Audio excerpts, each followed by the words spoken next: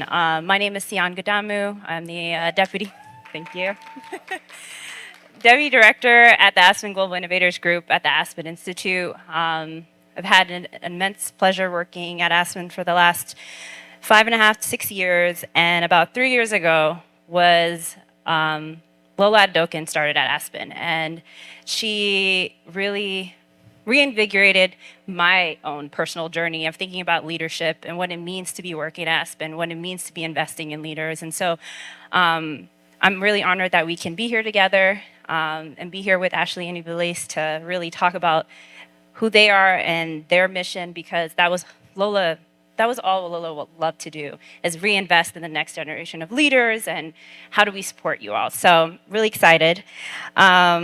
So let me start in introducing these two amazing leaders. Ashlee Wisdom is a public health innovator and founder of and chief executive officer of Health in Her Hue, the premier digital health platform aimed at reducing racial health disparities by leveraging the power of technology, media, community to improve health outcomes for Black women and women of color.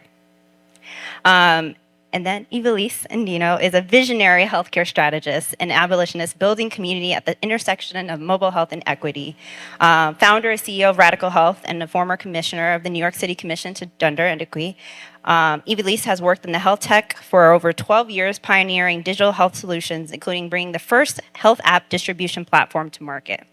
And can't also not forget to mention the plug that they're both Healthy Communities Fellows, so I've been an immense pleasure of working with them through the fellowship. So to get started, both of you have built platforms that center the experiences of underrepresented communities in healthcare. How did your personal journey shape your leadership and approach? Everyone wants to start first.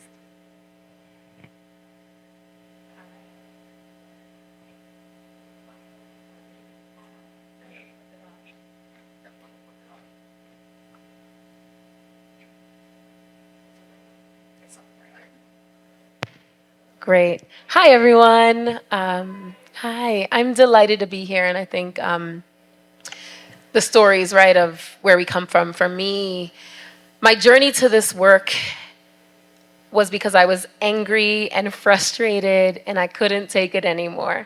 I had wanted to be a doctor growing up, but when I went to undergrad, I was told pretty straight out, girl, you better have been prepared. You can't just show up to undergrad and be a doctor. And so that was my first experience with the healthcare system that told me I couldn't be, or I couldn't do what I needed.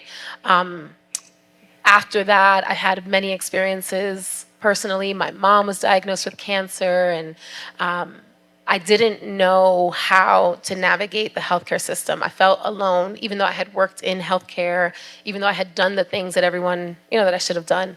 And so my journey to this moment really just became a bunch of doors that were closed, a bunch of hurdles to jump over, and I really felt that no one should ever have to experience that. And so earlier there was the panel talking about without risk, there is no reward. I took a really big risk to say I wanted to create a place that used tech that let people know their rights, let them know how to ask for a second opinion, how to get a claim, right, that's been denied, approved.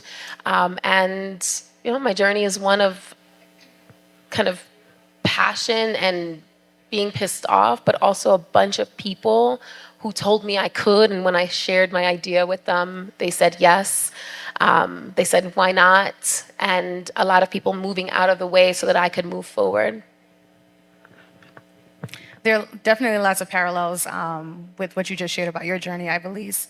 For me, my journey started off with anger. And there's a Toni Morrison quote that I always reference. Toni said, "I get angry about things, then go on and work." And that was literally the genesis of me starting my business. So for me, I too was pre-med in undergrad, wanted to be a doctor, being the daughter of, or first generation child.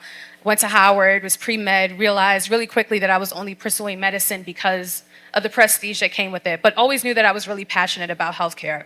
So after undergrad, I worked in a number of different healthcare settings, decided to get my MPH, and I was working for an academic medical center in New York City where I live, and I experienced intense racism in this one department that I worked in. And I was working in that department and at NYU, learning about racial health disparities, reading paper after paper, seeing the health outcomes for Black women, and seeing consistently that we had the poorest health outcomes compared to our racial counterparts. And not because there's something inherently wrong with Black women, but because of social and structural factors that result in that. And so I got angry. And I remember feeling, if I feel this burdened by this problem, then I probably should try to do something to address it. And that, for me, looked like creating a platform that supported Black women, or supports Black women and women of color, with finding culturally responsive healthcare providers, having access to educational health content that's tailored to the lived experiences of Black women, and then also connecting them to community support, because I believe intently that community is essential to healthcare. And so we are healed better when we're in community than when we're in isolation. So all of that to say that anger, frustration at the healthcare system and with status quo is what led me to the work that I'm doing now. Thank you. Lola really believed in the power of proximity. And so ensuring resources are going to the most closest to the challenge. So how does that principle influence the work that you do and how you scale the work that you do? Yeah, so that I deeply believe in that statement that those who are closest to the problem are best positioned to have and create solutions to it. And the way that I approach building with Health Under Hue, I didn't build a product first. I built or designed, created content that I knew would resonate with Black women, and use that content to, one, provide value by giving them information. I was like nerding out, reading these very stuffy academic papers, and then making educational content and putting it on social media where I knew Black women were already going to access information. And I did that intentionally because I wanted to build a community first around the mission and brand, if you will, of Health Under Hue before ever building a product. And the thinking there was, I'm only one Black woman. I have a very specific lens and lived experience that cannot be then, attributed to all Black women. And so I wanted to create a community to better understand what were the pain points and friction that Black women were experiencing navigating the US healthcare system, and use those pain points to inform the kind of product that I was going to build. And I think that harkens back to that point around people who are closest to the problem know exactly what it is that they need to address that problem. And that's the community-driven approach that I've taken to build Health Under Hue. Thank you.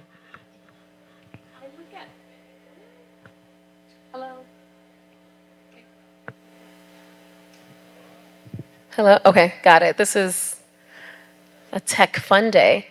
I look at proximity and the work that I do in a few ways. So I'm from the Bronx, born and raised, and I knew of so many people who you make it, and it was my dream too, to make it, get the good job, get the nice house in the burbs with a gate, and that's all I dreamt about.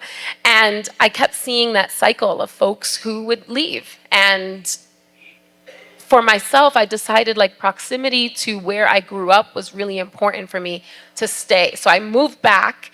I lived in Westchester, which is, county up north, and had all the things that I wanted. But I moved back to the Bronx, and I decided to stay where I grew up and stay where a lot of people leave. And so when I think about proximity, one, I'm incredibly proximate to a lot of people who grew up the way that I grew up. Where I live, the average annual income is about $27,000 per person per year. So well below the poverty capita, and you see all of the things that impact kind of the city at large, but also reflect across America, at my doorstep. So to be proximate to people who live real lives is important to me. And then in building Radical Health, it was the same thing. Like you, Ashlee, I started doing circles. I didn't have a plan for a product, but I knew that I facilitate restorative health circles, which use indigenous practice of storytelling and allows everyone to have a chance to share, to talk, to have their voice be heard. And in that process, we got to hear from folks what they needed, what they wanted, what they dreamed of. I was just having a conversation out in the exhibition hall where, we don't have a lot of opportunities to dream, right? Where are the containers where we can plan and build and strategize? And so a lot of my work is allowing folks to have those containers, those spaces to dream, to imagine not just what you need, but also what do you want around their health experiences. And I think proximity also just comes into the access, the friendships that get built, and making sure that those are around and supporting you through the journeys. Yeah, thank you. The session is titled Leadership That Lasts. And so thinking about that, Lola's leadership was so instrumental to so many people across the world, and her leadership lasts and will last forever. What does leadership that lasts mean to you, and how do you ensure sustainability in your work? I'll touch on something specific to interactions that I've had with Lola, and I'm going to try not to cry. But I remember at the culmination of our Aspen Fellowship, we went someplace in DC, I think the park, to just like celebrate, turn up. And Lola pulled me to the side and was like, Ashlee, like, I see you here, there, and everywhere. Are you okay? I was like, why she asked me if I'm okay? Like, I'm doing, all things are happening. And she was like, it's important that you take care of yourself. Like, the work that you're doing is important. And in this moment in time, people are going to, be trying to get your attention because what you're doing is prime for this time. But like, make sure that you're taking care of yourself because you owe it to yourself first, to your ancestors and to your business to make sure that you're well. And I remember like crying because at that was the first time that I felt like someone like took the time to pull me to the side, see my humanity, and say that your work is important, but you as an individual are even more important in order for you to do this work sustainably. And so I look at that example of just like pouring into those who are either alongside you, like Ivelyse is one of my close founder friends, making sure that you're pouring into other people, but then also the people who you're leading, making sure that you are supporting them with becoming leaders as well. I have an executive coach, and he encouraged me to read this book called Multipliers that's really focusing on telling leaders that they should be intentional about helping to create other leaders. And that's really what I, strive to do and try to be intentional about doing, is like seeing the genius and the brilliance in those who are working alongside me or working to support my vision, and making sure that they're able to bring their dreams, their visions, the things that they want to create to fruition as well. Thank you. I love that. When I think about leadership that lasts, and also in the legacy of Lola, I think it also requires redefining and reimagining what leadership means. The reality is that I think some of us, myself, I sit behind a title, and sometimes, that gives me a role of leadership. But before I had this title, I was a leader. You all are leaders. I have a 10-year-old, who's also a leader, and that the leadership sometimes is quiet. It's not always on a stage with a microphone. One of the moments that surprised me about Lola in particular was we had just kicked off our fellowship. We had met one time in Tulsa, go Tulsa, and I was doing a TED Talk, and it was in the Bronx, like a TEDx. So let me be very clear: the production was not TED Talk. yeah, but I just looked at it as like, this is what I'm doing. I will not downgrade myself. But I looked at it as like, I'm just doing what I'm going to do in my borough, and just keep it going. And people are showing up. I didn't invite a lot of people. And someone is nudging me, and they're like, that's Lola. And I'm like, what? Wait, what? This is before I go on. And they're like, Lola's here. And then I saw in a text that Lola's here. But I'm like, whoa. And I didn't expect Lola, the executive director, to trek in the rain to a place that was like an old warehouse with raccoons literally climbing like behind the scenes.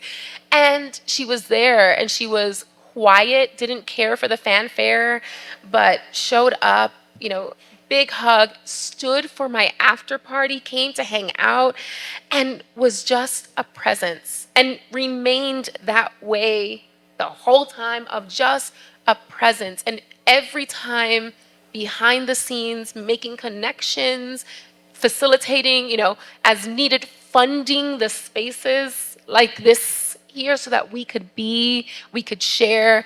So if I think about, leadership and that lasts, it's the one that creates and holds space. And sometimes it's you out the front saying the things that need to be said, and sometimes it's you just showing up quietly. Can I add one more Yeah. one thing? As you were talking, Ivelyse, I just had a flashback to middle school when I had like a substitute teacher, and I think someone in the class did something, and I was laughing at the person, just not nice.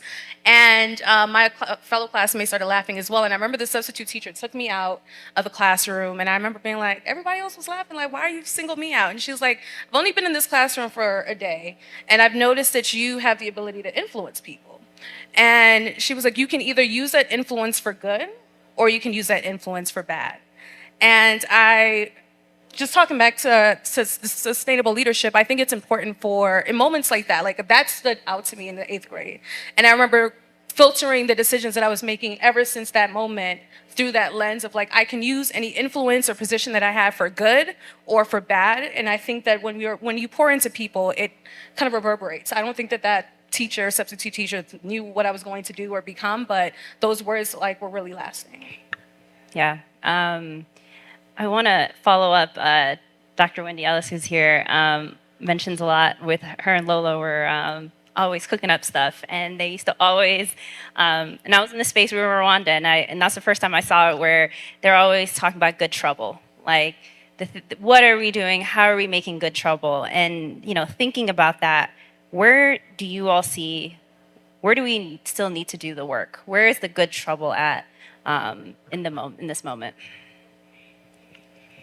I think the trouble is in the time, and I think about this is such a good question, and I would love to have breakout groups and everyone turn to your neighbor and ask your neighbor, where is your trouble?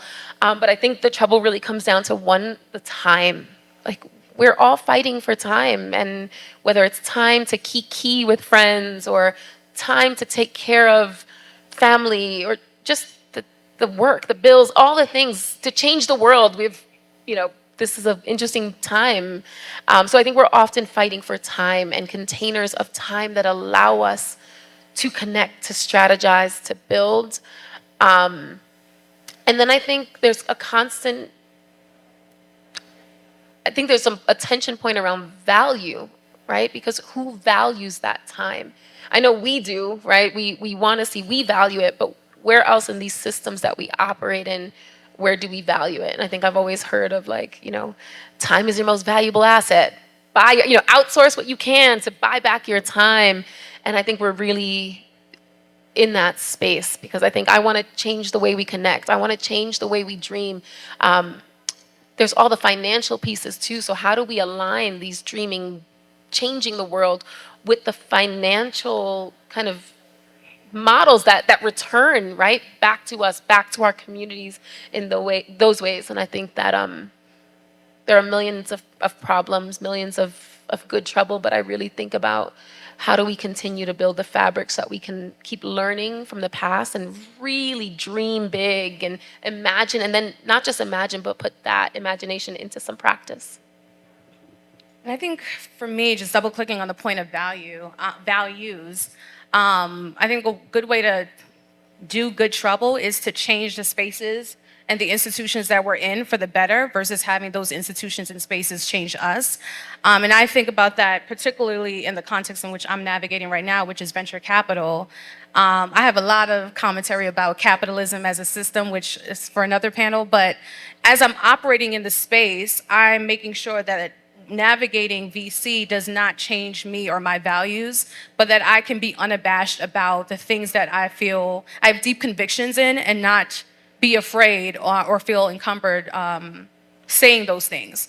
And it's almost kind of like infiltrating a space. I know how to talk the talk and walk the walk, but when I'm in the rooms, I'm not going to shy away from the things that I have deep convictions about. And I think that that's really just kind of writ large how we should be thinking about good trouble, is not allowing institutions and spaces to change us and contort our values, but we can use our values to change those spaces and make them better. Thank you.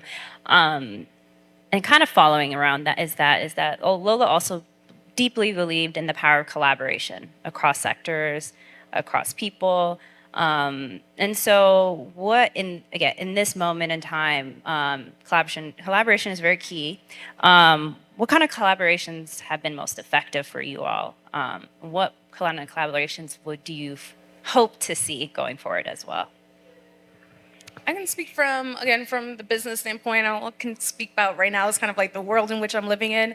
And I believe that, like, I always say that healthcare is already too siloed. And so working in tech and health tech, especially in the venture back space, there can be this natural inclination to lean into competition, and that is kind of like the name of the game when it comes to capitalistic endeavors. But I say that the problems that we're facing within the healthcare space are too massive, too big for us to make competition the primary thing. There needs to be collaboration in order, if we're really setting out to solve these big problems versus winning. And so for me, that looks like partnering with other Black-owned brands, other brands that I feel like are aligned with the values of my company, and joining forces. And I'll just name a couple, for example, like Black Girl Vitamins. They're creating supplements that are tailored to the needs of Black women and the conditions that disproportionately affect us. And so Health and Hughes partnered with Black Girl Vitamins to give women who are part of our community access to their products and services at a discounted rate. We have a similar partnership with Honey Pot Co. And so I try to find ways for my company and our brand to align with brands that share the same mission and values and have the same goals, so we can go after things together. Thank you.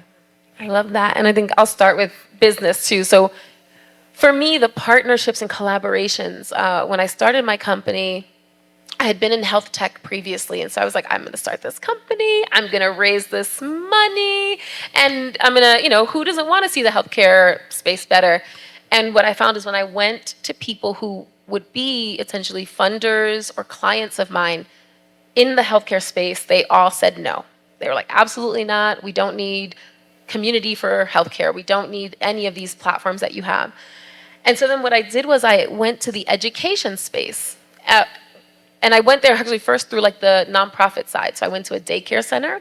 And I was like, hey, do you think your people would want to have conversations in a circle format about healthcare? And they were like, absolutely. We're here taking care of 4-year-olds. We've got all the play-based stuff together, but our parents keep coming to us and we don't know what to do. And then I went to another after-school program that did music, and they said the same thing. A large part of their populations, right, were undocumented parents, and they were like, these parents come to us, they want to know where can they go, what to do, and we're teaching cello. That kind of kept happening, and was able to like do a lot of the healthcare work that we do today within education, and have been able to go throughout different kind of verticals to say, and people are the most open and opportune, and it actually was a lot, and still is a lot more challenging to do work within the healthcare sector. And I think it speaks to, right, like where are people more open, and where are there spaces that often, right, they're not space that's made for partnership and collaboration, but when you show up, there's more of an opening there. And when I look at that from a personal side of things too, I'm like, more recently, I've been doing a lot of work on myself and my trauma and my journeys, but also my relationships. And I'm someone who will do the most and wants to work, but realizing that I also need to have people around me who also pour into me, who can show up with the same energy and the same care and tenderness that I give, that they can do that for me. And sometimes it's not the same. So when I think about collaboration on a personal side of things, it's been really an invitation to ask folks intergenerationally. So I have, folks who are older than me who want to see me and have the life lessons to learn. I also have a lot of younger friends who teach me, and it's not me that I'm their mentor and they're my mentee. I'm their mentor, and they're teaching me about the cool things to wear, but also, right, the nuances that they can capture from a different perspective. So as I think about partnerships, it's what I can do at work and through my business, but it's also how do I embody that in my personal life, where I think maybe we get into more patterns of like, I've had my besties since high school and I have these friends, but where else am I open and allowing new things to develop there that also help me grow personally? Thank you. And as we're wrapping up, I hear Lola she's always used to say, never end a session without a call to action, never end it. Have something that people can leave the room really thinking through about what their role is. And so as Lola's legacy was really rooted in action, ensuring that resources, opportunities are going to those who are the most impacted. What's one concrete action each of us, whether as leaders, funders, community members, can take to advance the work of health equity, the work of uplifting communities across the world? I would say be intentional with language. That is the hill that I've been dying on lately, especially in this climate of rolling back terms like DEI or them trying to roll back DEI initiatives and make words like DEI and health equity pejoratives. I believe that we should all be intentional with the language that we're using. If language was not as important as I believe it to be, I don't think that the right would be attacking language in the way that they have been. It has the power to address or change and shift perception, policy, and ultimately power. And so my call to action is for those who are working in the equity space, whether it be in health equity or other aspects of equity, educational equity, I think it's important for us now more than ever to stand firm with being intentional about the language that we're using. Thank you. Yeah, and I'll say the action that I would invite everyone to do is, I like to call them, and I've been into 2 this year, of like good people gatherings. Make them your own name. But think about 1, 2, 3 people. These are not people that you talk to regularly. There may be someone that you might have worked with in the past, someone that maybe you've heard about, and invite them over for a coffee, for a tea, whatever it is, but gather around good people. And expand your network just a little bit. We are in a moment and in a time where, like, I know for me, my anxiety is at 100. I don't know what's happening, but it really is connection and real people connection that I think will carry us through. And that there's surprises in that. And so I've often, this whole year, it's been like, just think about one person that you've been meaning to reach out to, that you're curious about, and invite them to do something with you. And I think that, at least for me, feels like rooting, grounding into our humanity. And on the health equity or on the equity front, I'm going to just take a jump here and say we come with a lot of privileges, to be able to be in Medellin, to travel, we have privileges.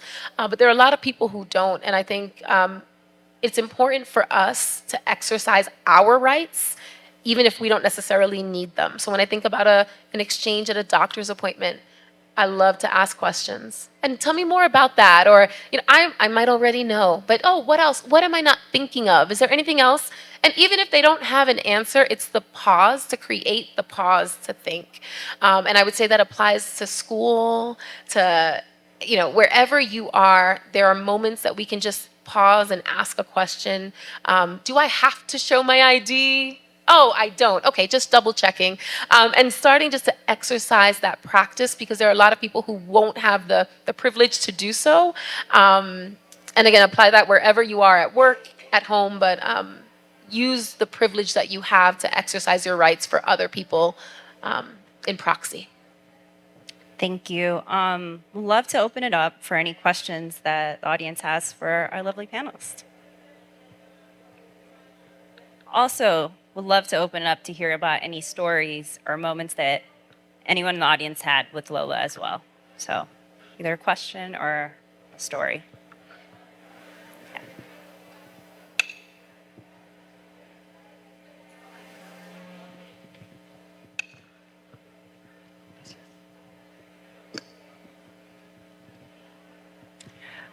Good afternoon. I'm Dr. Wendy Ellis, and it's a long time co-creator of All Things Good with Lola. And she was my first funder. And the one thing that I learned from her is the courage to see and act upon things that other people would never take a bet on. So I was texting with Ada, who's also really close with Lola, and we just wanted to say, in this moment, the 3 of you are making us so proud, because she saw in all 3 of you something that no one else perhaps would have been willing to step out and lift up. It's a mix of pride, joy, and new grief, but the 3 of you together in your collective power, wisdom, and vision are giving us hope. So just thank you for being here. Thank you. Thank you, Wendy.